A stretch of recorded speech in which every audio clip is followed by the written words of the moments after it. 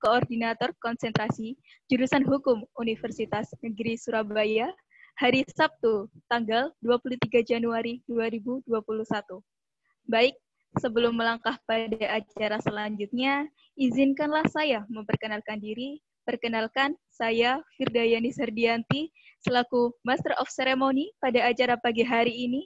Saya mewakili keluarga besar Laboratorium Hukum UNESA mengucapkan selamat datang dan terima kasih kepada yang terhormat pemateri webinar roadshow, kenalan dan diskusi bareng koordinator konsentrasi. Yang pertama, Ibu Eni Sulistiawati, SHMH, selaku koordinator bidang hukum perdata. Yang kedua, Ibu Emilia Rusdiana, SHMH, selaku koordinator bidang hukum acara. Yang ketiga, Bapak Arinto Nugroho, SPD, SHMH, selaku koordinator bidang hukum ketenagakerjaan. Dan yang kami hormati, Bapak Ibu dosen jurusan Hukum, Fakultas Ilmu Sosial dan Hukum, Universitas Negeri Surabaya, serta teman-teman yang telah berpartisipasi dalam kegiatan ini. Sebelum diskusi ini kita mulai, saya akan membacakan susunan acara pada pagi hari ini. Yang pertama, pembacaan tata tertib peserta webinar. Yang kedua, menyanyikan lagu Indonesia Raya dan Mars UNESA. Yang ketiga, pembacaan doa. Yang keempat, acara inti, yaitu diskusi interaktif. Yang kelima, sesi tanya-jawab. Yang keenam, sambutan penutup oleh Ketua Jurusan Hukum. Dan yang terakhir adalah absensi dan penutupan. Perlu teman-teman ketahui bahwa webinar pada hari ini merupakan hal yang sangat penting dan sangat menarik untuk dibahas, karena akan banyak sekali informasi yang akan didapatkan khususnya untuk mahasiswa angkatan 2018 dan 2019 yang sebentar lagi akan memilih konsentrasi. Dengan adanya webinar ini diharapkan teman-teman jurusan hukum dapat mengetahui dan mengenal lebih dekat konsentrasi pada jurusan hukum UNESA, serta teman-teman bisa memilih konsentrasi sesuai passion-nya. Oleh karena itu, diharapkan kepada seluruh peserta untuk dapat menyimak dengan seksama penyampaian materi pada pagi hari ini agar materi dapat diterima dengan baik. Agar acara dapat berjalan dengan lancar, saya akan menyampaikan beberapa tata tertib peserta webinar. Yang pertama adalah ID Zoom peserta harus sesuai dengan nama pada saat pengisian G-Form. Yang kedua, seluruh peserta diwajibkan mengaktifkan video. Yang ketiga, seluruh peserta diwajibkan menonaktifkan audio. Yang keempat, seluruh peserta yang sudah mendaftar webinar wajib mengikuti acara dari awal sampai selesai. Yang kelima, peserta dapat mengajukan pertanyaan di kolom komentar Zoom dengan format nama, tahun angkatan, nama pemateri yang dituju, pertanyaan saudara. Yang keenam, pertanyaan yang diajukan tidak mengandung unsur sara. Yang ketujuh, peserta wajib melakukan absensi kehadiran. Yang kedelapan, link absensi akan dibagikan di kolom komentar Zoom. Yang kesembilan, e-sertifikat akan dibagikan di grup yang sudah disediakan. Diharapkan untuk seluruh peserta dapat melaksanakan tata tertib tersebut dengan sebaik-baiknya. Baik, untuk acara selanjutnya, yaitu menyanyikan lagu Indonesia Raya dan Mars UNESA.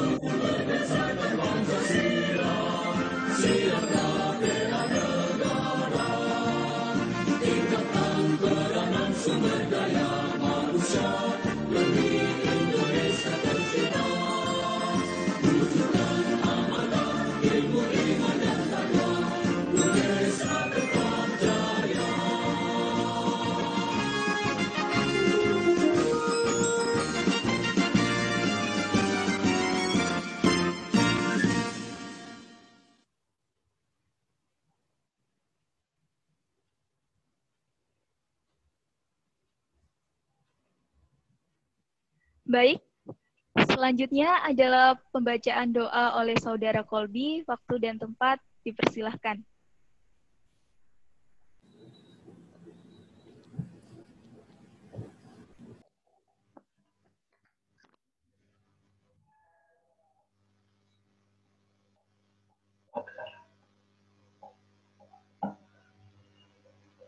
Assalamualaikum warahmatullahi wabarakatuh. Bismillahirrahmanirrahim. Ya Allah, ya Rahman, ya Rahim. Dengan segala kebesaran dan keagungan-Mu, kami tak henti-hentinya mengucapkan puji serta syukur atas nikmat dan rahmat-Mu yang senantiasa diberikan kepada kami, sehingga pada hari ini kami dapat hadir bersama dengan kegiatan ini, ya Rabb.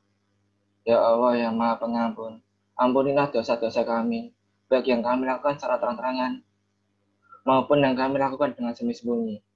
Seakan akan kami menganggap Engkau tidak melihat kami. Ya Rob, ampunilah dosa para pejuang pendidikan dan para tenaga pendidikan yang telah membantu lancarnya proses pendidikan serta mencerdaskan generasi negeri. Wahai Tuhan, yang di tangan Engkau lah segala urusan tidak ada hambatan ketika kami sedang menuntut ilmu. Jika kami sedang menempuh pendidikan sebagai bekal untuk memajukan negeri tercinta ini, ya Rabb. Jadikanlah ilmu yang kami dapat sebagai ilmu yang bermanfaat, ilmu yang dapat membawa keberkahan bagi negeri kami. Wahai Tuhan sebagai penjaga dan penguasa makhluk, limpahkanlah kesehatan dan keselamatan pada kami, baik di dunia maupun di akhirat. Angkatlah wabah COVID-19 dari negara kami tercinta ini, serta berikan kami kekuatan ketabahan dalam menghadapinya. Pereratlah rasa persatuan dan kesatuan di antara kami, dan hindarkan kami dari segala bentuk fitnah yang berujung pada kehancuran dan perpecahan. Rabbana atina fid dunya hasanah wa fil akhirati hasanah wa qina adzabannar.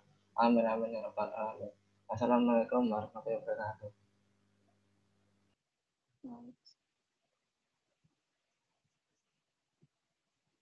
Setelah ini, kita akan memasuki acara inti, yaitu diskusi interaktif dengan pemateri kita yang sangat luar biasa pada pagi hari ini, dan juga akan dipandu oleh moderator kita yang luar biasa juga, Mbak Shannon.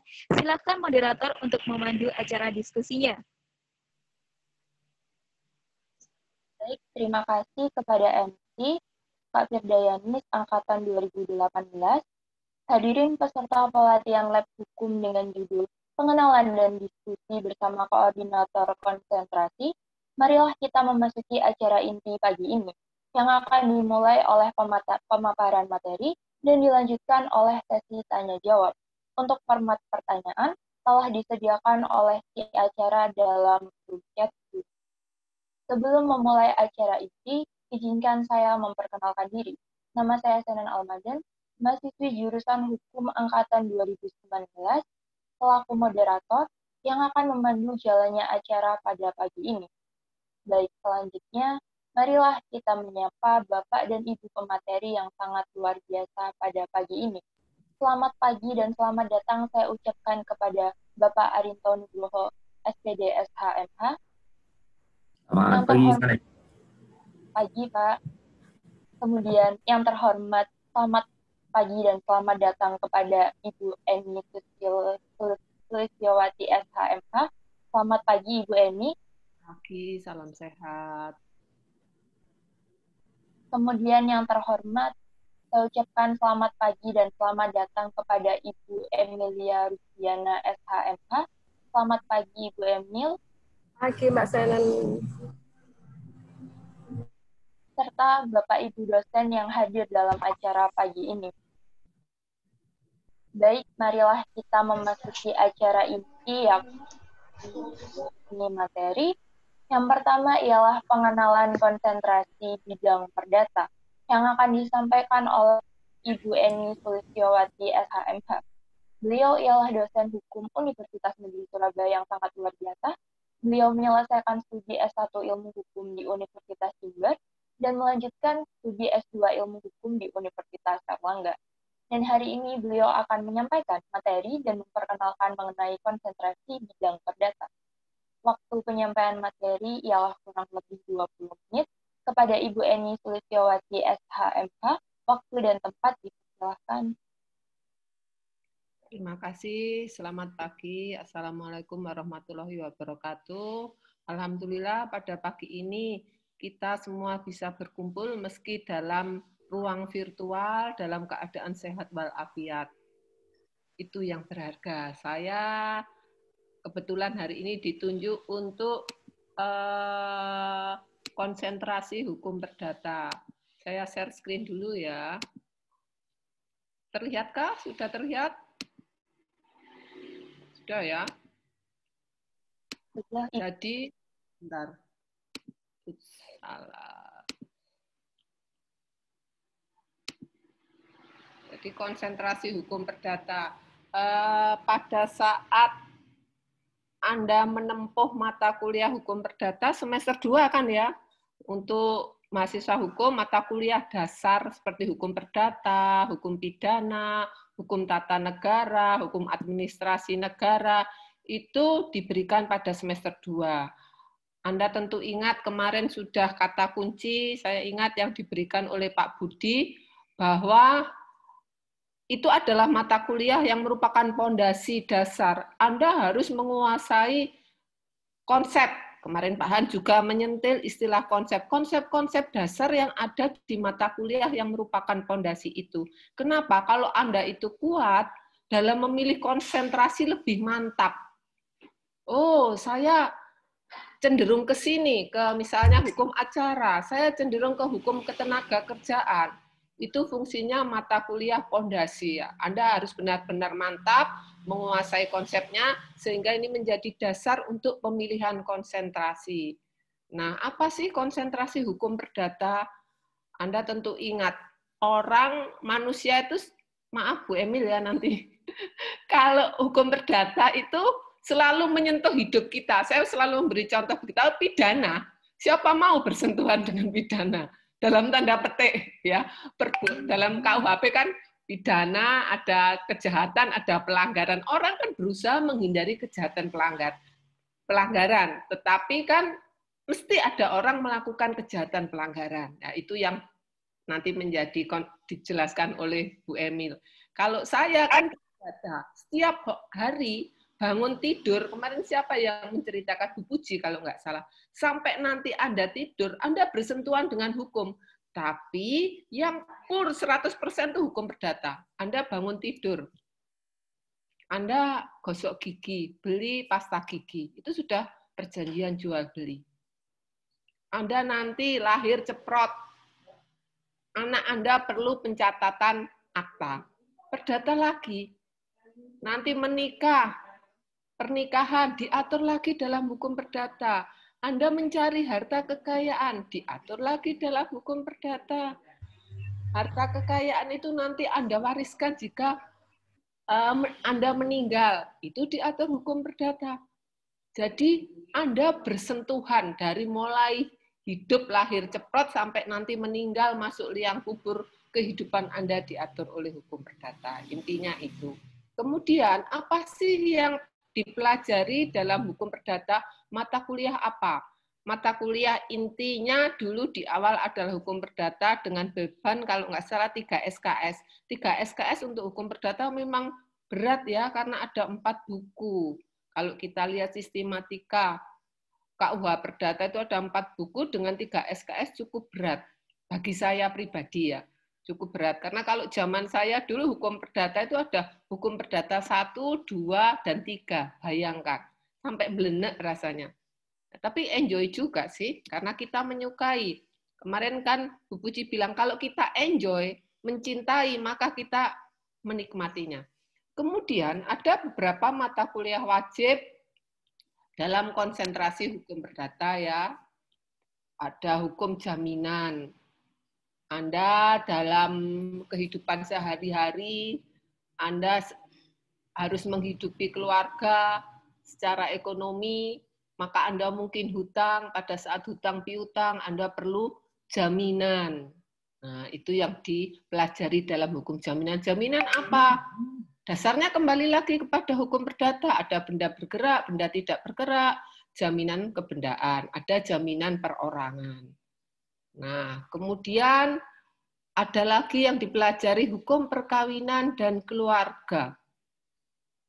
Jadi tentang perkawinan, baik itu perkawinan campur agama, perkawinan beda agama, perkawinan beda warga negara, kemudian setelah perkawinan tentu akan terbentuk keluarga. Bagaimana hubungan di dalam keluarga ini? Anda tentu ingat pada saat Anda belajar buku 1 KUH Perdata. Apa sih dalam keluarga itu tentang anak? Ya, hubungan anak dan orang tua, kewajiban anak dan orang tua. Itu contohnya. Selanjutnya apalagi ada hukum harta kekayaan.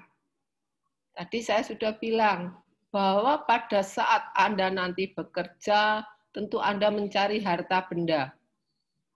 Harta benda itu pada saat Anda mati diwariskan. Anda memperoleh harta benda itu dengan cara misalnya jual beli, sewa menyewa, itu diatur dalam perjanjian. Jadi ini berkaitan ya. Buku 1 sampai 4 itu berkaitan kalau Anda ingat sistematika KUH Perdata. Jadi misalnya Anda mau mencari harta kekayaan, tadi harta kekayaan itu misalnya mau membeli mobil. Anda mau membeli mobil, harus ada perjanjiannya misalnya. Kemudian mobil itu kalau Anda meninggal perlu diwariskan. Bagaimana pengaturan warisan itu? Kemudian dalam hukum perdata pun tentu ada yang dinamakan, kalau Anda ingat dulu pasal 1365 KUH Perdata, perbuatan melanggar hukum, overmah. Ya, itu juga nanti menjadi mata kuliah yang berdiri sendiri ya. Selanjutnya adalah perbandingan hukum perdata. Yang dipelajari adalah hukum perdata baik dalam sistem civil law maupun common law. Itu ya. Selanjutnya apa mata kuliah pilihannya? Mata kuliah pilihannya diantaranya ini. Ada hukum perdata Islam. Jadi kalau yang tadi cenderung ke hukum perdata, yang dipelajari adalah hukum perdata dalam konsep KUH Perdata. Kemudian kita ada mata kuliah wajib yang berkaitan dengan hukum perdata Islam. Nah, nanti ada KHI, kompilasi hukum Islam. Kemudian juga waris dari sudut pandang hukum Islam.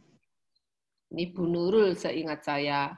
Kemudian ada hukum pembiayaan.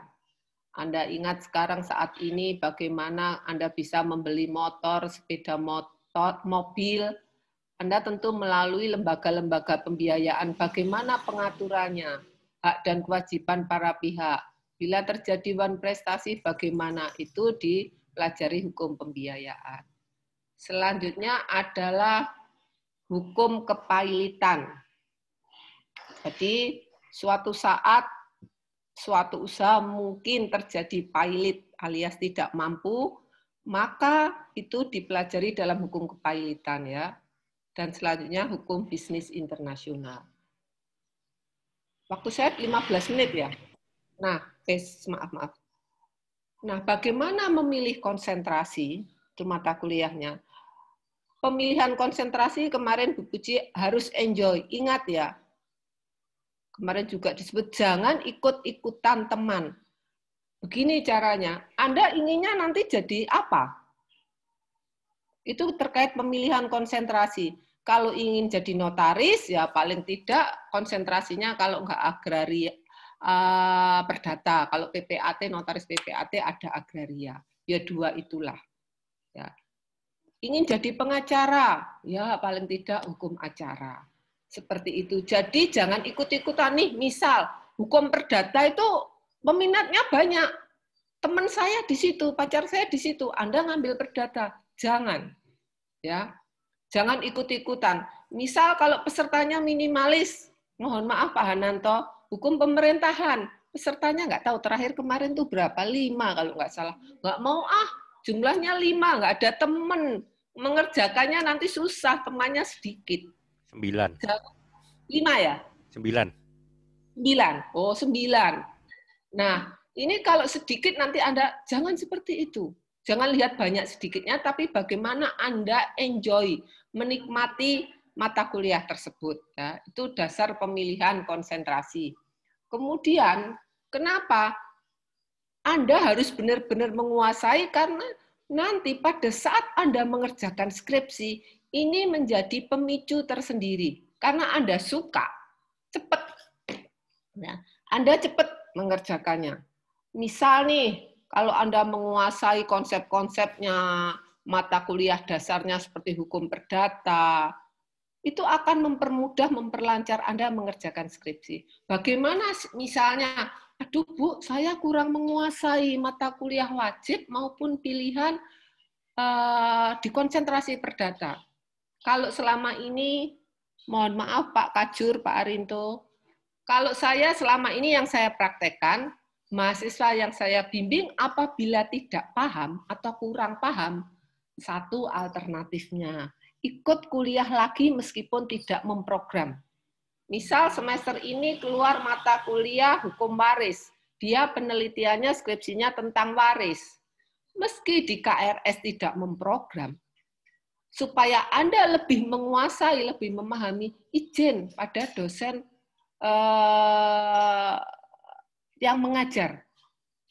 Bu, saya mau ikut kelas untuk merefresh otak Anda. Silakan. Atau misalnya MPH. Bu, saya MPH itu kok nggak ngerti-ngerti. Yang kemarin MPH itu bagi saya, aduh, online itu agak menyusahkan. Saya kurang menguasai MPH, silakan Anda kalau mau ikut.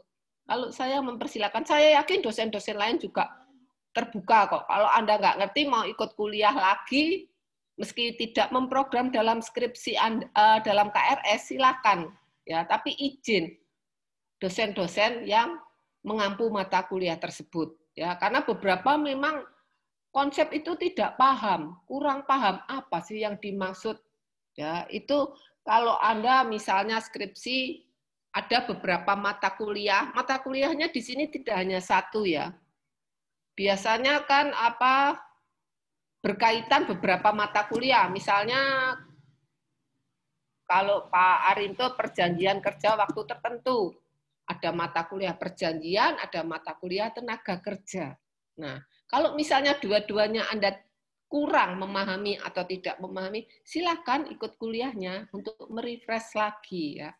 Itu saran saya terkait pengerjaan skripsi dalam rangka mempercepat Anda lulus. Kemarin kan sudah diberitahu yang lulus 3,5 tahun sekian orang. Itu kebanggaan tersendiri bagi Anda selaku mahasiswa maupun kami selaku dosen-dosen di jurusan hukum. Kemudian, bagaimana pekerjaan nantinya? Makanya pada saat pemilihan konsentrasi itu benar-benar pikirkan, saya nanti ingin jadi apa? Meski saya ingat kemarin Pak Arinto juga bilang, kadang-kala nggak sesuai konsentrasi dengan pekerjaan, ya wis nasib lah. Gitu. Nanti toh bisa belajar. Ya, bisa belajar. Saya beri contoh praktisnya. Ada anak pidana, mahasiswa pidana, alumni pidana, 2013 namanya siapa tuh? Yulita. Dia jurusan pidana, skripsinya tentang sunat perempuan. Tahu nggak dia ditaruh di mana? Di Balai Harta Peninggalan, ngurusi harta peninggalan, ngurusi perwalian, ngurusi pengampuan, ngurusi harta yang tidak terurus. Jadi berkaitan benar-benar dengan harta warisan. Perdata banget. Terus bagaimana jika misalnya nih Anda nggak paham dengan bidang kerja Anda karena tidak sesuai dengan konsentrasi atau pada saat itu misalnya mata kuliah dasarnya tidak menguasai. Kalau saya bilang, boleh Anda main ke jurusan, tanya kepada kami, dosen-dosennya, dan berdiskusi silakan ya. Karena memang kemarin ada mahasiswa baru kerja 1 semester Pak Rinto. Bu, saya disuruh analisis perjanjian. Saya nggak tahu buku mana yang bagus, mau pinjam ya saya pinjami. Tentu dosen lain juga boleh kok. Ya. Jadi pikirkan itu bila tidak sesuai Anda harus belajar ya. Anda harus belajar. Kemudian misalnya nih, kalau misalnya sesuai antara konsentrasi, skripsi, dan pekerjaan, alhamdulillah banget, Anda makin enjoy, makin menikmati. Misalnya kemarin saya nguji disebut nama Adam Bagas, saya ingat. Adam Bagas itu alumni 2013. Konsentrasinya perdata, kemudian skripsinya tentang pemotongan ayam. Aspek legal pemotongan ayam. Nah, lagi-lagi keberuntungan dia bekerja di salah satu perusahaan yang berkaitan dengan dunia ayam, yaitu PT Java Confit Indonesia. Anda tentu tahu perusahaan itu salah satu perusahaan besar di Indonesia dengan berbagai cabangnya, banyaknya cabang di Indonesia. Dia di bagian Human Resources and General Affairs and Legal. Saya tanya, tugasnya apa Mas Adam? Ngurus perizinan usaha, membuatkan perjanjian dengan para supplier, kemudian juga terkait hubungan industrial. Ini cocok, dia dapat gitu. Kemudian misalnya saya beri contoh lagi angkatan 2013, kebetulan dia ditempatkan di Kemenkumham di Dirjen Kantor Pelayanan Kekayaan Negara dan Lelang, ditempatkan di Kalimantan. Kebetulan juga perdata, skripsinya pajak. Tugasnya apa? Membuat perjanjian. Karena ada aset-asetnya Kantor Pelayanan Kekayaan Negara itu yang disewakan kepada pihak ketiga. Dia harus mendraft perjanjian itu. Kemudian juga memverifikasi perjanjian kredit, kemudian juga membantu kegiatan lelang. Jadi di sini intinya Anda harus benar-benar menguasai. Anda setelah menguasai nanti pada saat bekerja enak karena Anda sudah tahu. Ya, itu saja dari saya. Oh ya, nanti kalau misalnya Anda dengan dosen misalnya kejurusan main nggak ngerti tahu, kan ada IK alumni. Nah, Anda bisa share kan dengan IK alumni itu, mereka yang sudah bekerja, pekerjaannya sejenis, ada permasalahan apa di pekerjaan, gunakan IK alumni itu. Itu saja dari saya, Mbak Sanen, terima kasih atas waktunya. Baik, terima kasih Ibu Eni Suciawati SHMH atas pemaparan materi mengenai bidang perdata. Kemudian selanjutnya ialah yang kedua, pengenalan konsentrasi bidang acara yang akan disampaikan oleh Ibu Emilia Rusiana SHMH. Beliau merupakan dosen hukum Universitas Negeri Surabaya yang sangat luar biasa. Beliau juga merupakan kepala lab hukum yang menyelenggarakan acara pelatihan pengenalan konsentrasi yang telah berlangsung 2 hari ini. Beliau menyelesaikan S1 Ilmu Hukum di Universitas Airlangga dan melanjutkan studi S2 Ilmu Hukum di Universitas Airlangga. Dan hari ini beliau akan menyampaikan materi mengenai konsentrasi bidang acara.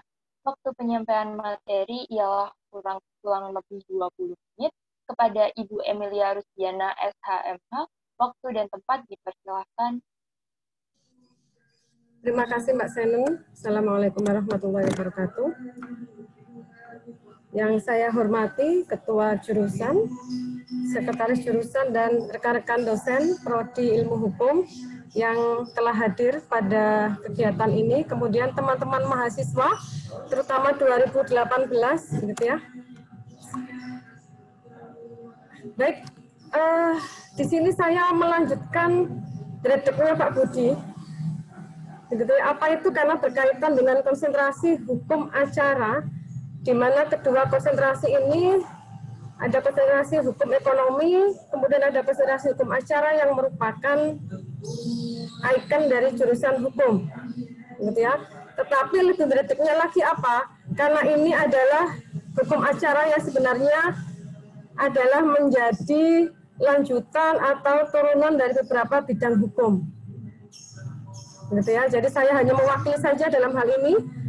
Saya mewakili pembina-pembina dan penasehat hukum acara, yaitu di sini ada Pak Hananto, kemudian ada Bu Puji, ada Pak Tamsil, yang semuanya itu saya wakili untuk membahas mengenai konsentrasi hukum acara.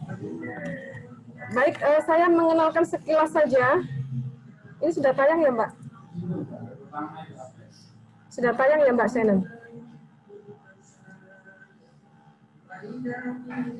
Sudah. Oke. Baik, saya mengenalkan dua kata di sini ya, frase.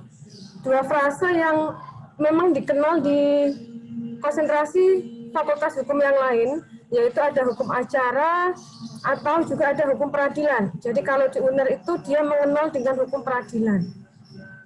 Sementara kalau di Fakultas Hukum UI itu sekarang beralih menjadi konsentrasi praktisi hukum. Mungkin arahnya adalah hukum acara atau peradilan ini. Kemudian apa yang dimaksud dengan hukum acara dalam hal ini adalah ada persamaan, perbedaannya adalah ketika kita bicara mengenai aturan, maka itu lebih banyak membahas mengenai proses yang terjadi di pengadilan yang berkaitan dengan tugas-tugas yang saat ini sebenarnya adalah tugas hakim, yaitu memeriksa, memutus, dan mengadili hakim beserta aparat penegak hukumnya. Kemudian ada sebutan yang lain yaitu peradilan, yang tadi sudah saya sampaikan dikenal dalam konsentrasi Fakultas Hukum UNER.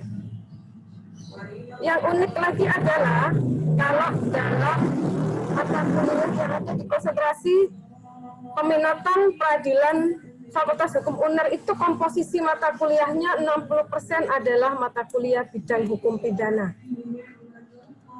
Nah, jadi kalau saya coba tayangkan nanti, begitu ya. Nah, baik. Berkaitan dengan komposisi mata kuliah, nanti ada di slide selanjutnya. Saya hanya ingin memperkenalkan, sebenarnya hukum acara itu pembahasannya ada di mana. Nah, kalau ini adalah Lembaga Peradilan Nasional yang baru ada tahun 2009, lebih tepatnya itu di Undang-Undang Nomor 48 tahun 2009 mengenai kekuasaan kehakiman. Di situ disebutkan salah satunya adalah mulai mengenal ada pengadilan khusus. Gitu ya. Itu di slide selanjutnya, pengadilan khusus. Dan slide yang mengenai Lembaga Peradilan Nasional ini yang biasa kita kenal dengan kompetensi absolut. Di sini ada beberapa mata kuliah yang dijelaskan hanya dalam mata kuliah yang ditawarkan dalam konsentrasi hukum acara. Jadi kalau di sini ada pengadilan agama, maka acara dalam persidangan pada pengadilan agama itu adalah salah satu mata kuliah yang ditawarkan. Kalau dalam peradilan umum itu sudah ada dalam mata kuliah wajib. Kemudian bagaimana dengan peradilan agama, bagaimana dengan acaranya itu hanya ada ditawarkan di konsentrasi hukum acara. Kemudian yang selanjutnya ada peradilan tata usaha negara yang sudah menjadi mata kuliah wajib. Tetapi kemudian ada peradilan militer yang juga nanti akan menjadi mata kuliah yang ditawarkan hanya dalam konsentrasi hukum acara. Tetapi memang ini yang unik begitu ya, karena ternyata mata kuliah hukum acara peradilan agama itu di beberapa tempat, di beberapa fakultas hukum, termasuk di Fakultas Hukum Universitas Indonesia itu menjadi mata kuliah wajib sebenarnya. Ya, tetapi kalau di sini itu menjadi mata kuliah wajib di konsentrasi hukum acara. Berarti nanti mahasiswa juga bisa merasakan mata kuliah yang ditawarkan juga buat mahasiswa UI. Ini sekaligus iklan ya berarti ya. Nah ini dia, ini ada beberapa perubahan yang ada dan itu tercantum dalam Undang-Undang Kekuasaan Kehakiman. Jadi ada tambahan 7 pengadilan khusus sebenarnya. Ini yang belum muncul, ini pengadilan perikanan ya. Di mana pengadilan-pengadilan ini yang nanti juga dalam segi hukum acaranya itu akan menjadi concern, yaitu yang pertama berkaitan dengan hukum acara pada pengadilan anak. Nah, ini juga akan menjadi topik utama, menjadi mata kuliah yang ditawarkan. Kemudian salah satunya mungkin juga ada pengadilan niaga, begitu ya. Kalau pengadilan HAM itu sudah ada di mata kuliah hukum dan HAM, pengadilan tipikor sudah ada di mata kuliah konsentrasi yang lain, PHI juga ada. Kalau ini mempertanyakan tentang pengadilan agraria, kemudian ada pengadilan pajak. Nah, pengadilan pajak ini juga nanti akan menjadi mata kuliah yang diunggulkan dalam konsentrasi hukum acara, di mana hukum acara pada penanganan perkara pajak itu sebenarnya sudah menjadi mata kuliah wajib pada kurikulum sarjana S1 program studi ilmu hukum di Universitas Indonesia. Nah, dan ini nanti akan saudara dapatkan. Apa itu? Yaitu berkaitan dengan hukum acara pada pengadilan pajak, pada pengadilan anak, dan pengadilan niaga.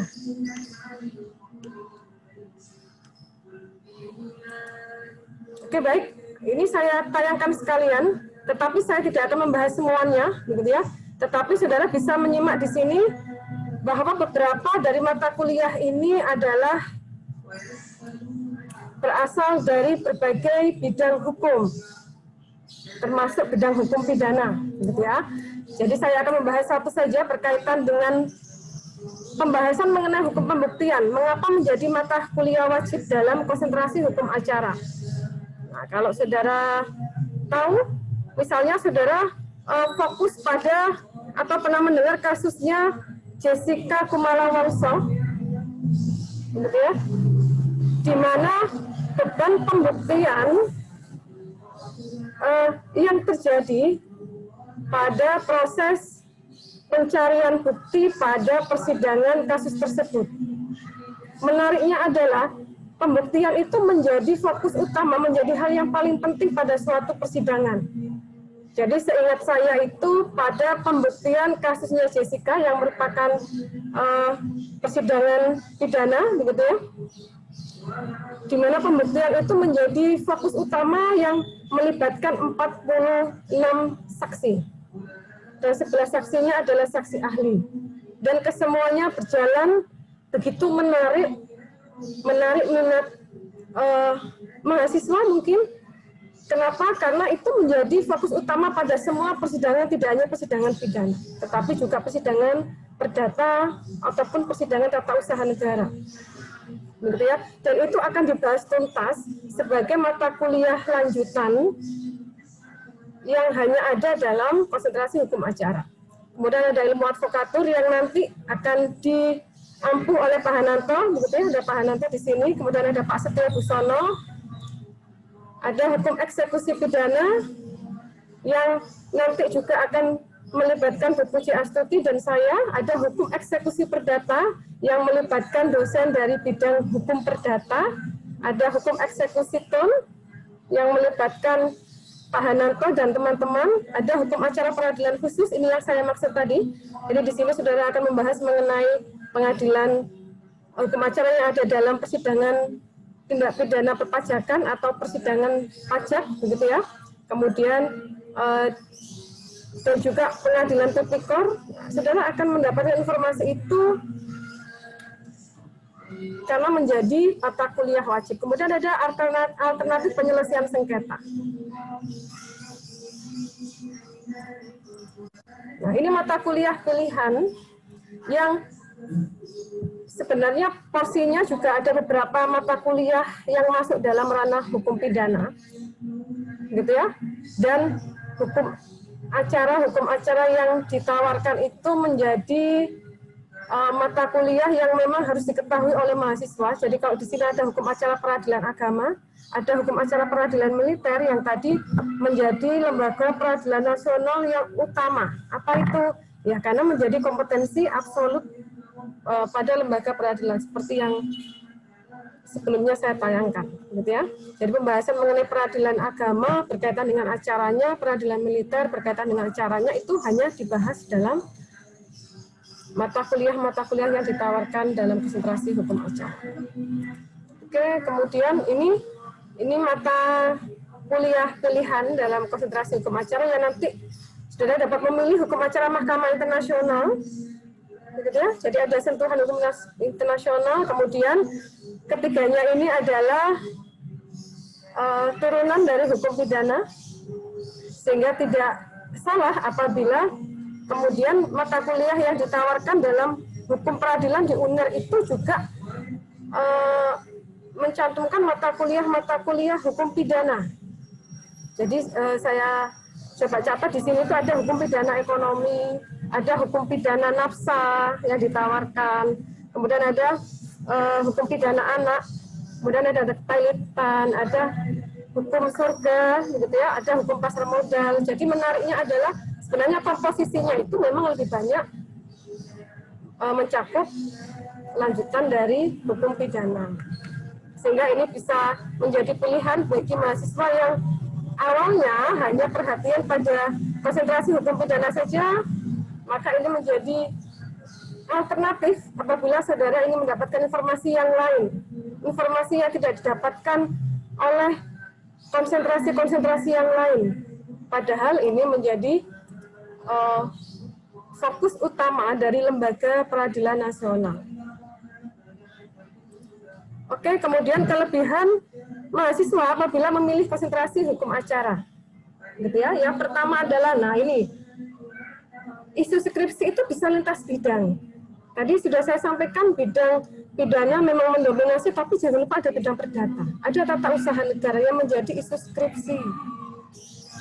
Nah, jadi kalau sebelumnya ada Dina Rosana, itu yang memilih konsentrasi hukum acara dan skripsinya mengenai politik hukum dari sanksi pidana berupa pidana kebiri.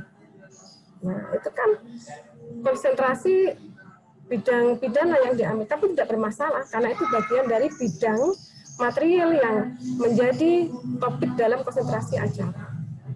Ya, kemudian perkuliahan lebih fokus. Jadi beberapa periode yang lalu, tahun-tahun yang lalu memang mahasiswa yang memilih konsentrasi acara itu tidak banyak karena mungkin tidak kenal dengan mata kuliahnya, atau mereka harus juga memilih bahwa perkuliahan itu akan lebih baik kalau lebih fokus. Tidak harus dalam jumlah yang banyak, tetapi saudara berminat untuk mengetahui apa yang sebenarnya saudara ingin dapatkan melalui pemilihan konsentrasi yang tepat. Kemudian ada keterlibatan praktisi, jadi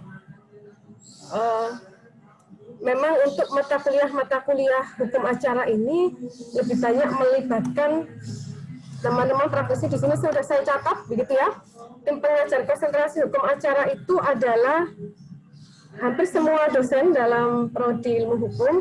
Kemudian ada tambahan beberapa teman-teman praktisi yang nanti akan mengisi perkuliahan dalam konsentrasi hukum acara. Kemudian yang terakhir adalah silakan bertanya apapun dengan saya, boleh DM ya. Nah, bahasa sekarang kan DM ya. DM dengan saya sehingga itu bisa memberikan informasi kepada saya, begitu ya. Mungkin ada yang perlu dipertanyakan secara privat dan saya membuka kemungkinan untuk itu. Jadi saya persilakan, begitu ya.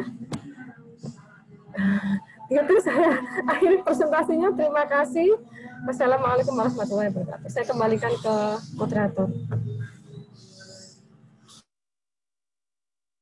Baik, terima kasih kepada Ibu Emilia Rusdiana, SHMH, atas pemaparan materi mengenai bidang acara. Selanjutnya ialah yang ketiga, ialah pengenalan bidang ketenagakerjaan yang akan disampaikan oleh Bapak Arinto Nugroho, SPD, SHMH. Beliau merupakan dosen dan ketua jurusan hukum Universitas Negeri Surabaya yang sangat luar biasa. Beliau menyelesaikan studi S1 ilmu hukum di Universitas Erlangga dan melanjutkan studi S2 ilmu hukum di Universitas Erlangga. Dan hari ini beliau akan menyampaikan materi serta pengenalan mengenai bidang ketenagakerjaan. Waktu penyampaian materi ialah kurang lebih 20 menit kepada Bapak Arinto Nugroho SPD SHMH. Waktu dan tempat dipersilahkan. Baik, terima kasih moderator. Bisa mendengar suara saya? Bisa, Pak. Oke. Jelas. Yang saya hormati Sekretaris Jurusan, Ketua Lab Jurusan, dan Ibu Bapak dosen Jurusan Hukum yang hadir pada kesempatan hari ini, dan yang saya senantiasa banggakan teman-teman mahasiswa Jurusan Hukum yang pada akhir pekan Sabtu ini bersedia hadir dalam acara hari ini. Saya dari konsentrasi hukum ketenagakerjaan akan menyampaikan beberapa hal tentang konsentrasi ini ya. Saya membagi menjadi beberapa bagian. Outline ini ada profil, ada mata kuliah yang diajarkan, kegiatan rutin, dosen pengampu, topik penelitian yang dapat diangkat, dan prospek kerja lulusan. Yang pertama, saya tidak akan detail dan terlalu panjang lebar ya, karena dua pemateri sebelumnya sudah lumayan menyampaikan materinya dalam waktu yang lumayan lama. Saya akan singkat saja. Jadi kalau konsentrasi hukum ketenagakerjaan ini sebenarnya kekhususan dari perdata, tapi tidak murni privat karena ini ada di antara privat dan publik. Yang murni perdata saya sampaikan bahwa pengaturan tentang ketenagakerjaan, tentang pekerja ini sebenarnya dulu disebut dengan hukum perburuan, itu diatur di dalam KUH Perdata atau BW. Dan kalau kita nanti belajar tentang hukum acara yang digunakan di pengadilan hubungan industrial, ya jadi yang spesifik di hukum ketenagakerjaan ini memiliki pengadilan khusus yang tadi sempat disinggung oleh Bu Emil, ada 8 pengadilan khusus di Indonesia. Salah satunya adalah pengadilan hubungan industrial yang menyelesaikan perselisihan antara pekerja dengan pemberi kerja. Nah, melihat banyaknya persoalan yang spesifik antara pekerja dengan pemberi kerja di Indonesia, maka kemudian ada pengaturan lebih lanjut, lebih spesifik tentang ketenagakerjaan ini. Dimulai dari sebelum 2003, yang kemudian saat ini, saya tidak perlu berbicara sejarahnya, saat ini kita mendasarkan kepada Undang-Undang 13 2003 dan Undang-Undang Nomor 11 Tahun 2020, yaitu Undang-Undang Cipta Kerja, yang mengubah beberapa pasal Undang-Undang 13 Tahun 2003 tentang ketenagakerjaan. Nah, apa sih yang dipelajari dalam konsentrasi hukum ketenagakerjaan? Itu adalah mengatur tentang, membahas tentang aturan dan norma yang mengatur hubungan industrial antara pemberi kerja dan penerima kerja. Jadi antara pemberi kerja dan penerima kerja itu sebenarnya hubungannya keperdataan biasa saja, namun pada prakteknya karena pemberi kerja dan penerima kerja itu tidak pada level yang sama, kecenderungannya terjadi eksploitasi. Kecenderungannya pekerja berada pada daya tawar yang rendah. Sehingga kalau ini dibiarkan begitu saja, ya kita membayangkan misalnya antara pertarungan antara banteng dengan kancil begitu, ya tidak akan imbang. Tidak seperti yang diharapkan oleh hubungan keperdataan seperti yang kita kenal ini. Oleh karena itu, pemerintah kemudian masuk ke dalamnya melindungi pekerja yang kemudian hubungan yang tadinya privat itu kemudian menjadi publik. Di antaranya misalnya ketika melakukan kesepakatan tentang upah itu sebenarnya dipersilakan, silakan saja. Mau 2 juta, mau 3 juta, mau 10 juta, mau 100 juta per bulan, itu dipersilakan saja para pihaknya, tapi ada bidang-bidang tertentu itu yang pemberi kerjanya tidak mampu memberikan itu, atau sebenarnya mampu tapi tidak mau melakukan, maka pemerintah kemudian membuat batasan melalui keputusan, melalui peraturan gubernur untuk membatasi. Boleh silakan melakukan perjanjian kerja tentang upah, tapi tidak boleh lebih rendah dari nominal sekian yang kita kenal dengan istilah upah minimum provinsi dan upah minimum kabupaten atau kota. Itulah yang kemudian ada persilangan antara privat dan publik. Ini yang unik. Nah, konsentrasi ketenagakerjaan ini, mata kuliah wajibnya ada 7, seperti konsentrasi yang lain ya. Ada jaminan sosial ketenagakerjaan, yang itu akan terbagi menjadi 4, ada 4 tambah 5, sekarang ini berdasarkan Undang-Undang Cipta Kerja ya. Ada kecelakaan kerja, kematian, hari tua, pensiun, dan sekarang ini ada tambahan di Undang-Undang Cipta Kerja yang itu sifatnya positif, adalah jaminan kehilangan pekerjaan. Lalu ada organisasi buruh.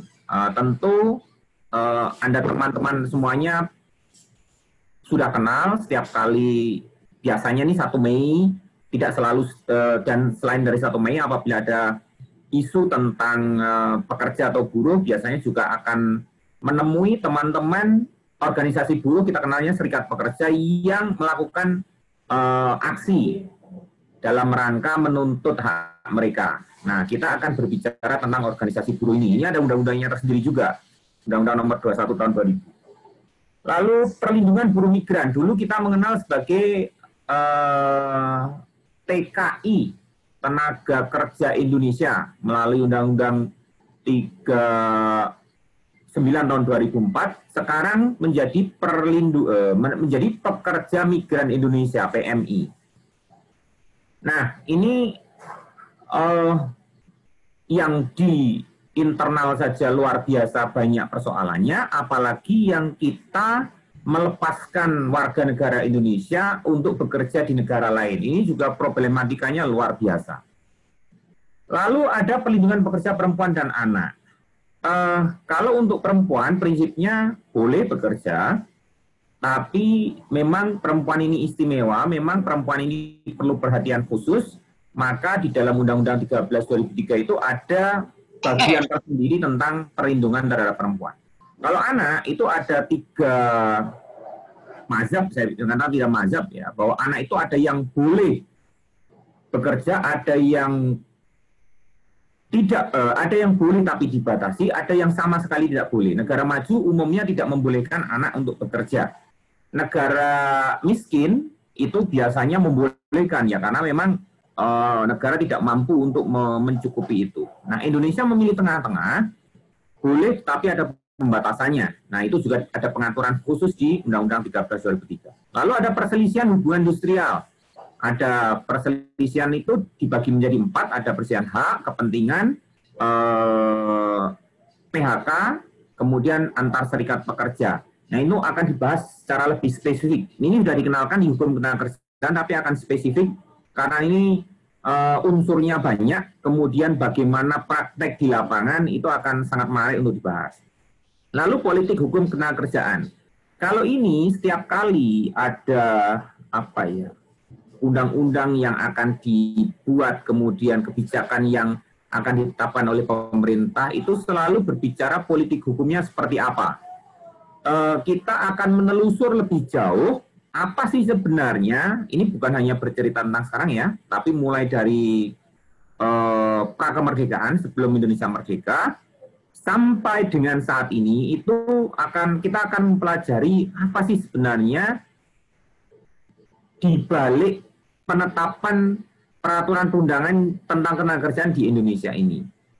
Dan yang terakhir ini sebenarnya harusnya di awal dulu ya, ini adalah hubungan industrial. Jadi hubungan industrial itu antara pekerja dan pemberi kerja itu sebenarnya diikat ada 3 hal. Yang pertama ada perjanjian kerja yang mengatur secara individual, kemudian perjanjian kerja bersama yang mengatur secara komunal atau secara kelompok, yaitu antara serikat pekerja dengan pemberi kerja, dan kemudian peraturan perusahaan yang dikeluarkan oleh perusahaan.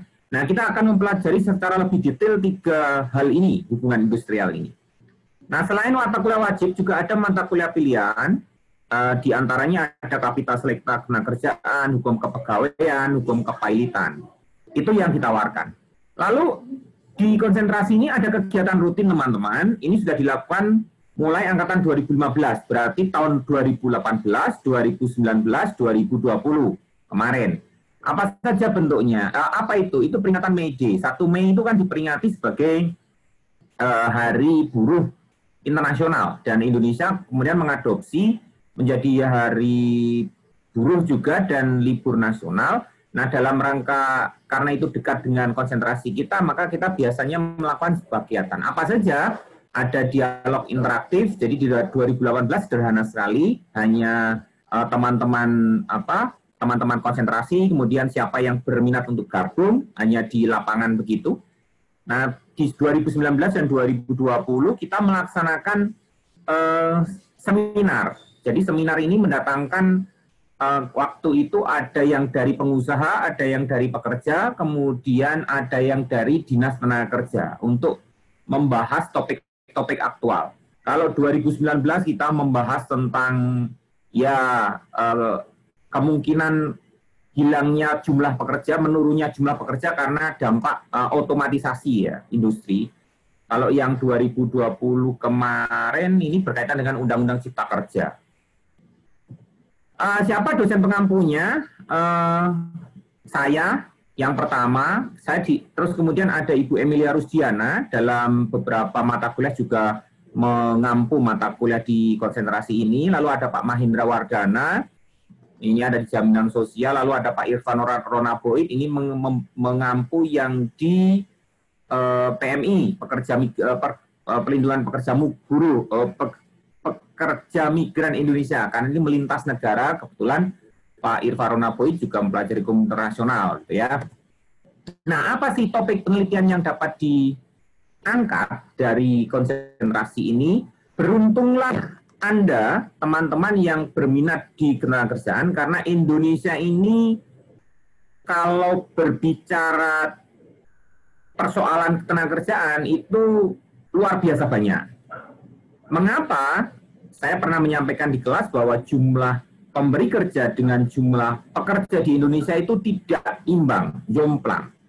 Dan kalau suplainya terlalu banyak, itu kecenderungannya akan dihargai murah atau tidak begitu diperhatikan hak-haknya. Itulah yang terjadi di Indonesia.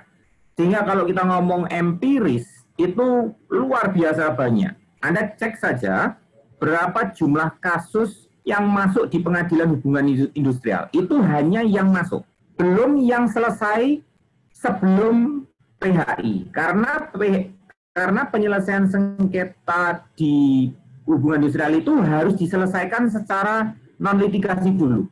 Perundingan bipartit, mediasi atau konsiliasi atau arbitrase. Kalau ini nggak selesai, baru dipersilakan untuk mengajukan gugatan PHI. Ini yang khusus ya, yang spesifik, tidak seperti pengajuan gugatan perdata pada umumnya. Anda punya utang nggak dibayar, gugat langsung bisa. Tapi kalau yang ini harus diupayakan non-litigasi dulu, baru kemudian kalau ini nggak selesai, hakim akan menerima pengajuan gugatan itu. Nah, karena saking banyaknya, maka kalau kita bagi menjadi topik-topiknya, ya kita akan bisa membahas tentang perjanjian kerja. Banyak sekali persoalannya. Senyampang Anda senang membaca, maka Hakul yakin ada banyak klausul yang bisa dipermasalahkan antara para pihak itu. Lalu jaminan sosial, ini juga banyak teman-teman. Ada berkaitan dengan hari tua, berkaitan dengan pensiun, berkaitan dengan kecelakaan kerja, berkaitan dengan kematian. Itu hal-hal yang bisa Anda angkat sebagai topik skripsi. Lalu pekerja perempuan, pasti. Karena ada hal yang dikhususkan ke ini, maka persoalan tentang pekerja perempuan itu juga akan senantiasa ada. Belum kita ngomong tentang kesenjangan gender ya, antara pekerja perempuan dan pekerja laki-laki. Pekerja anak, nah Indonesia kan tengah-tengah tuh, membolehkan tapi membatasi. Nah ini kecenderungannya ada perusahaan itu yang mempekerjakan kemudian tidak memperhatikan hak anak sebagaimana diatur dalam peraturan perundangan. Ini yang ngomong empiris. Belum yang ngomong normatif. Ada konflik antar peraturan peraturan perundangan, ada. Ada yang tidak jelas, utamanya di Undang-Undang Cipta Kerja. Kalau Anda perhatian betul terhadap Undang-Undang Cipta Kerja, tapi mungkin yang belenger juga karena sekian ratus halaman, ada yang versi 1000, ada yang versi 900 halaman, mungkin Anda juga belum membaca secara detail, itu juga ada persoalan normatif di situ. Lalu ada pekerja migran Indonesia. Tadi sudah saya bilang, luar biasa banyaknya persoalannya. Dan serikat pekerja. Nah, ini serikat pekerja ini juga banyak sekali persoalannya, dan kalau Anda ingin mendapatkan bahan hukum, ingin mendapatkan data penelitian yang empiris, itu terbuka lebar bagi teman-teman serikat pekerja. Dan perselisihan hubungan industrial, tadi sudah saya sebut, hak, kepentingan, PHK, dan antar serikat pekerja. Apa sih prospek lulusan? Kalau Anda lihat, terbuka sekali bagi teman-teman yang minat pada kekhususan ini, ya pasti PNS atau PTPK, perjanjian pegawai pemerintah dengan perjanjian kerja yang merupakan ASN itu, ya di instansi pemerintah itu pilihan pertama. Tidak selalu hanya dinasan, tapi yang lain juga bisa menerima Anda. Human Resource Department atau personalia, itu teman-teman kalau berminat menjadi HRD di sebuah perusahaan, menjadi personalia di sebuah perusahaan, maka salah satu persyaratannya adalah mampu memahami peraturan perundangan di bidang ketenagakerjaan, itu pasti. Biasanya yang diambil SH itu adalah dari peminatan ini. Lalu ada peneliti, pasti. Jadi kalau Anda mau menjadi peneliti, masuk kepada lembaga non-organisasi pemerintah, lembaga organisasi non-pemerintah, NGO, itu bisa. Atau yang masuk ke LIPI, bisa. Hakim, nah hakim ini terbagi menjadi dua. Anda dari awal mendaftar sebagai hakim PNS, itu disebut hakim karir. Tentu bisa, karena Anda syaratnya adalah SH, atau hakim ad hoc. Ini yang spesifik. Jadi, ketenagakerjaan ini memiliki pengadilan khusus namanya PHI, Pengadilan Hubungan Industrial. PHI, hakimnya itu ada 3. Yang pertama hakim karir, yang kedua hakim ad hoc dari unsur pengusaha, yang ketiga hakim ad hoc dari unsur pekerja. Nah, hakim karir pasti Anda bisa masuk. Nah, ini 2 ini kalau Anda adalah statusnya pekerja atau Anda statusnya mendaftar menjadi hakim ad hoc, yang haknya itu setara dengan hakim karir. Tapi ini ada pembatasan waktunya. 1 periode 5 tahun bisa dipilih 2 kali periode. Itu ya. Lalu pengacara, pasti. Lalu ada mediator. Mediator itu orang yang mendamaikan para pihak sebelum diterima gugatannya PHI kalau tidak terima salah satu pihaknya. Lalu ada konsiliator. Konsiliator ini kalau mediator itu adalah di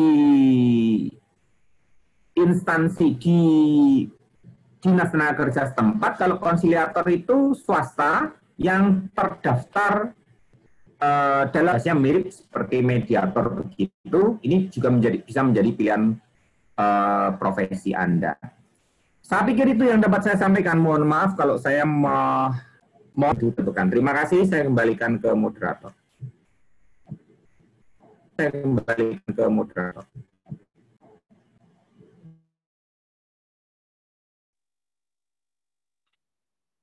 Baik, terima kasih Bapak Arinto Nugroho, SPDS HMH atas pemaparan materi mengenai bidang ketenagakerjaan. Selanjutnya kita akan memasuki sesi tanya jawab. Saya akan membacakan pertanyaan yang sudah masuk dalam room chat Zoom. Bagi peserta yang ingin bertanya lagi, silahkan untuk segera menuliskan sesuai format yang ada atau dengan fitur raise hand. Baik, pertanyaan pertama ialah untuk Ibu Rata 2018. Pertanyaannya ialah, dosen pengampu untuk konsentrasi hukum perdata siapa saja ya Bu? Terima kasih. Untuk Bu Eni, dipersilakan untuk menjawab. Ya, maaf tadi terlupakan siapa dosen. Mata Jaminan itu diberikan oleh Pak Budi.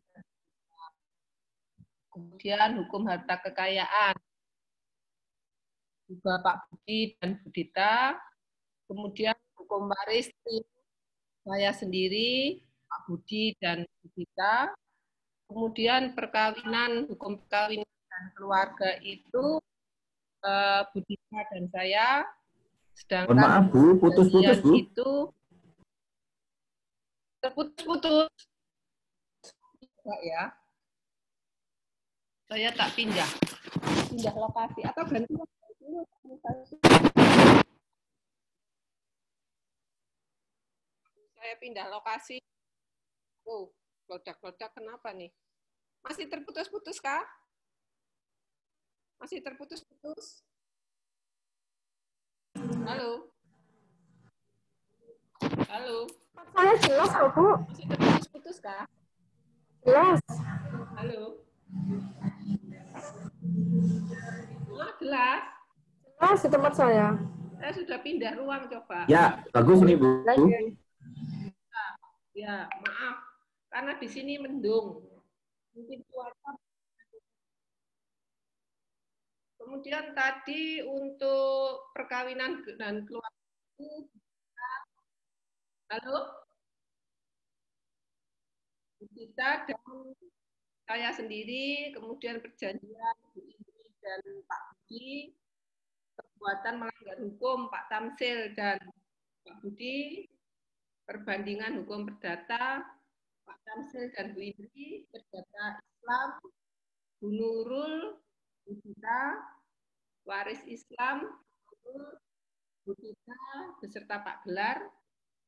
Kemudian ada hukum kaitan Pak Budi dan Pak Mahendra, pembiayaan seingat saya Bu Indri dan Pak Mahendra atau Bu Dita. Jadi memang untuk mata kuliah konsentrasi itu kita saling irisan. Jadi ada dosen dari misalnya tadi Pak Mahendra juga ada di perdata meskipun beliau juga ada di agraria. So, misalnya Pak Gelar atau Bu Nurul misalnya seperti itu. Itu jawabannya Mbak, monggo moderator. Terima kasih Ibu Eni atas jawabannya. Kemudian pertanyaan selanjutnya ialah untuk Ibu Emilia.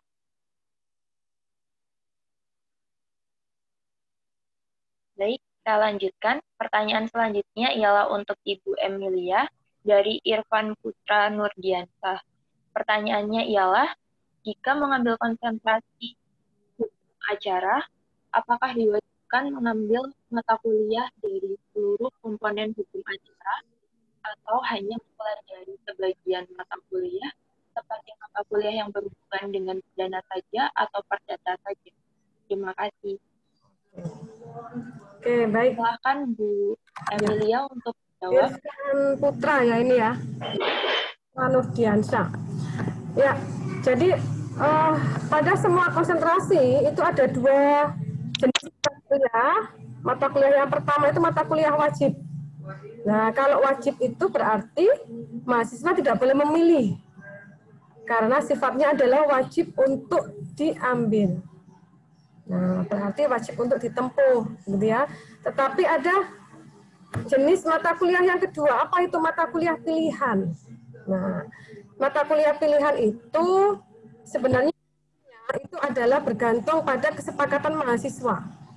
Jadi nanti kalau Irfan Putra, begitu ya, ada bersama dengan temannya memilih konsentrasi hukum acara, maka untuk jenis mata kuliah yang kedua yaitu pilihan, itu silakan memilih mata kuliah tersebut. Kalau misalnya yang dipilih, saya pilih yang pidana saja Bu, karena sebenarnya saya awalannya itu pidana, tapi karena satu dan lain hal saya tak pindah ke konsentrasi hukum acara gitu ya. Tapi saya concernnya pidana. Nah, silakan dipilih sebagai mata kuliah pilihan itu adalah yang berdekatan dengan mata kuliah hukum pidana itu bisa. Seperti itu Mbak.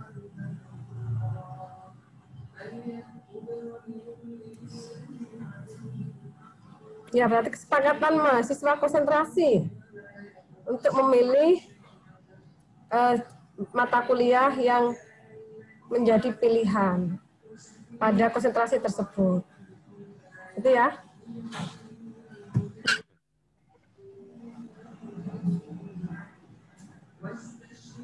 Baik, terima kasih Bu Emil atas jawabannya.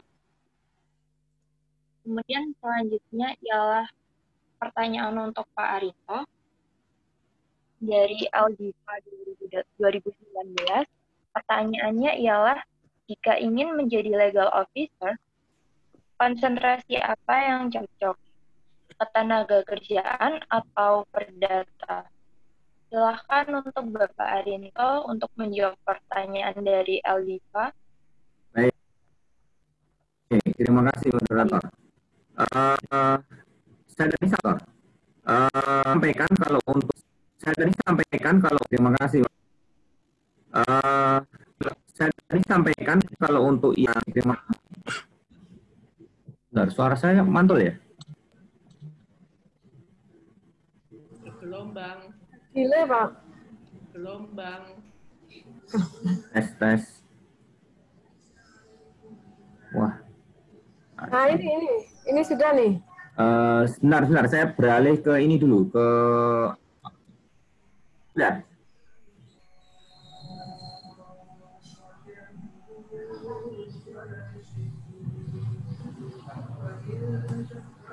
Gila ya.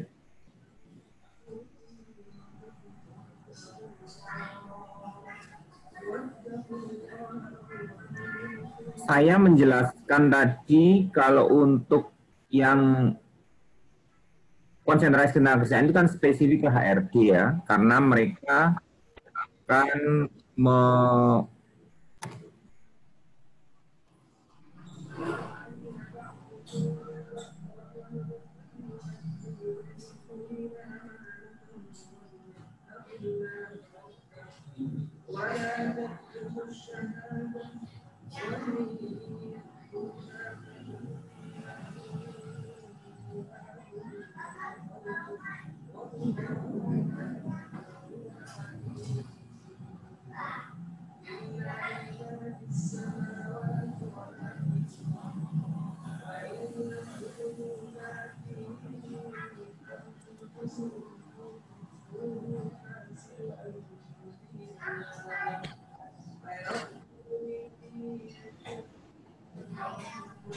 tes.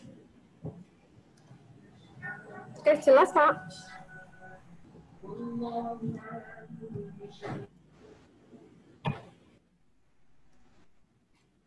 Ya. Kalau untuk yang konsentrasi, kalau untuk legal officer, kalau saya melihat ini cakupannya lebih banyak. Jadi biasanya akan mempersiapkan misal perbuatan hukum apa sih yang akan dilakukan oleh perusahaan terhadap pihak lain. Misalnya melakukan perjanjian kerjasama dengan perusahaan yang lain. Maka kalau yang dimaksud perjanjian kerjasama cocoknya adalah perdata karena lebih umum.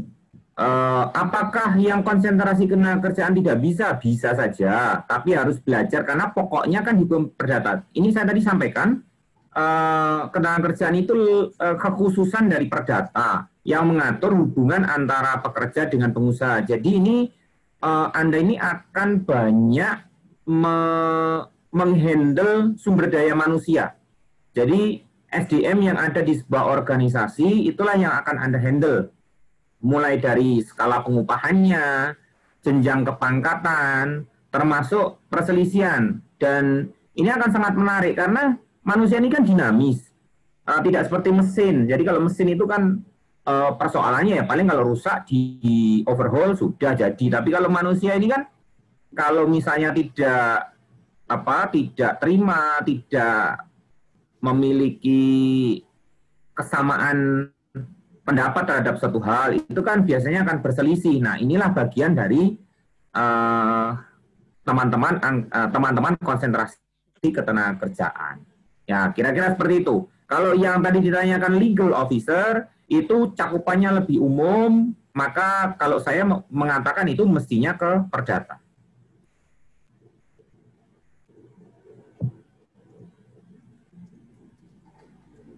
Baik, terima kasih untuk jawabannya Pak Arinto. Kemudian, apakah ada pertanyaan lain? Karena di room chat Zoom sudah tidak ada pertanyaan lagi. Barangkali ada peserta yang ingin mengajukan pertanyaan secara raise hand, dipersilakan.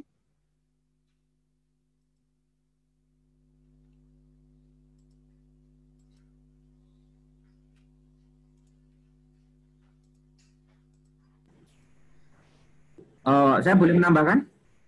Silakan, Pak. Oke. Jadi saya tadi lupa lupa menyampaikan kalau untuk yang bidang ketenagakerjaan itu juga yang melintas tadi kan PMI ya. Kita juga akan membahas kajian tentang organisasi internasional yang memiliki kekhususan di bidang ketenagakerjaan. Misalnya ILO, International Labour Organization, itu juga menjadi topik kajian dari hukum ketenagakerjaan selain berbicara tentang perlindungan terhadap pekerja migran yang melintas negara tadi. Demikian tambahannya. Terima kasih Pak Arinto.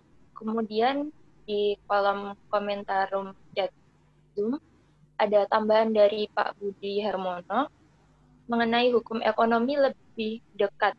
Mungkin ini untuk menjawab pertanyaan dari Eldiva. Oke. Bahwa selain perdata dan ketenagakerjaan, hukum ekonomi lebih dekat dengan legal official. Begitu ya Pak? Atau mungkin Pak Budi ingin menambahkan?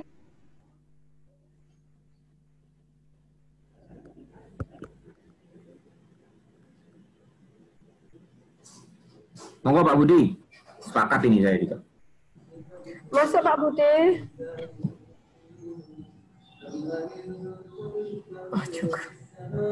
Baik, terima kasih. Terima kasih Pak Budi atas tambahannya. Kemudian karena sudah tidak ada lagi yang bertanya, maka sesi tanya jawab akan kami tutup. Baik, terima kasih saya ucapkan kepada Bapak dan Ibu pemateri pada pagi hari ini, Bapak Arinto Nugroho, SPD SHMH, Ibu Eni Sulistyawati SHMH, dan Ibu Emilia Rusdiana SHMH, yang telah berkenan memberikan pengenalan materi dan diskusi mengenai konsentrasi. Semoga ilmu yang diberikan dapat bermanfaat dan membantu menuntaskan keraguan dalam menentukan konsentrasi yang diminati.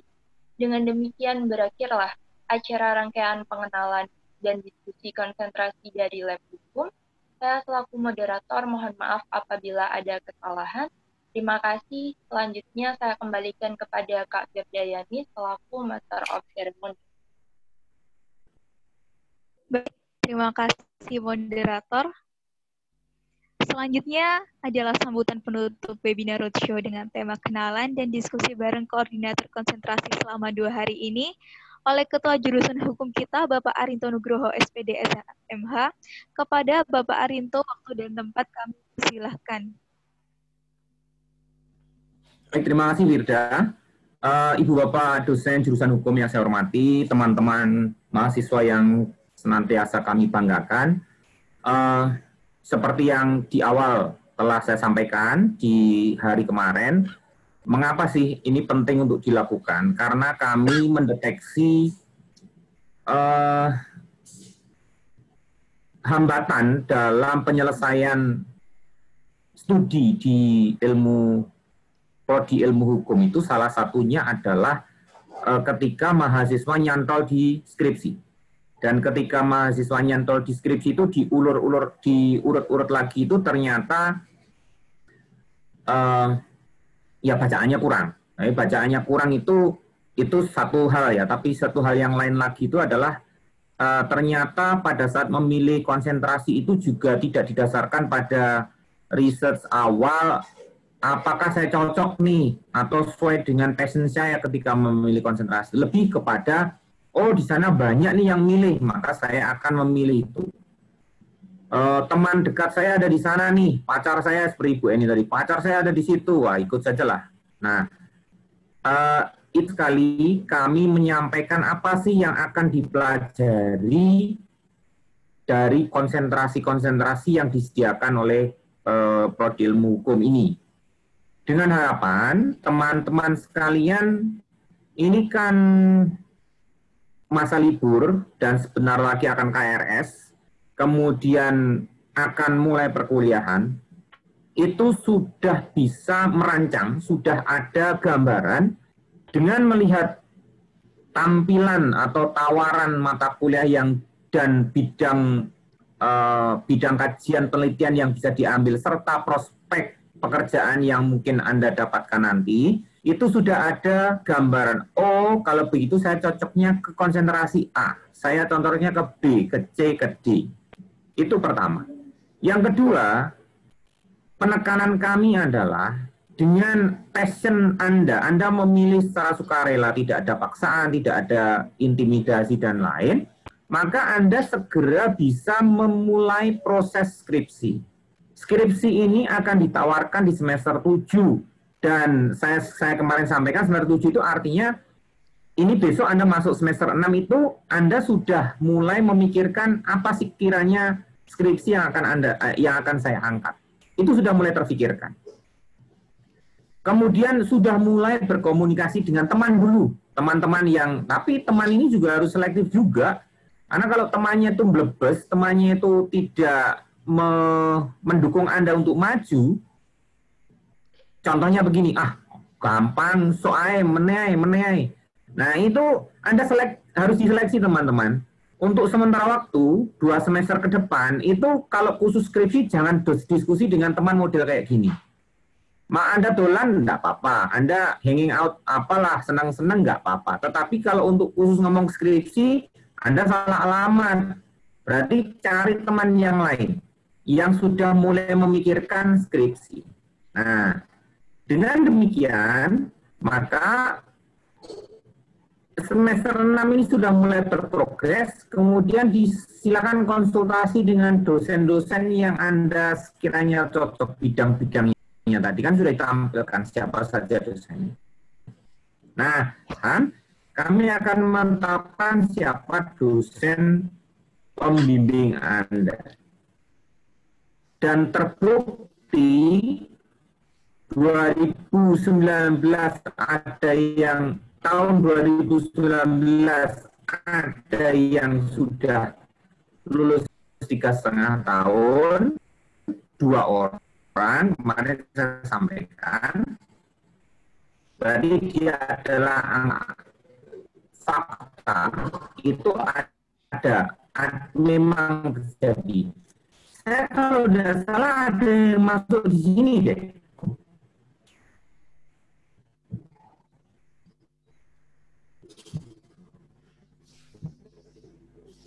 Ya semoga. Saya tadi melihat ada yang masuk di sini, yang sudah lulus. Saya nggak tahu kenapa kok ikut. Dan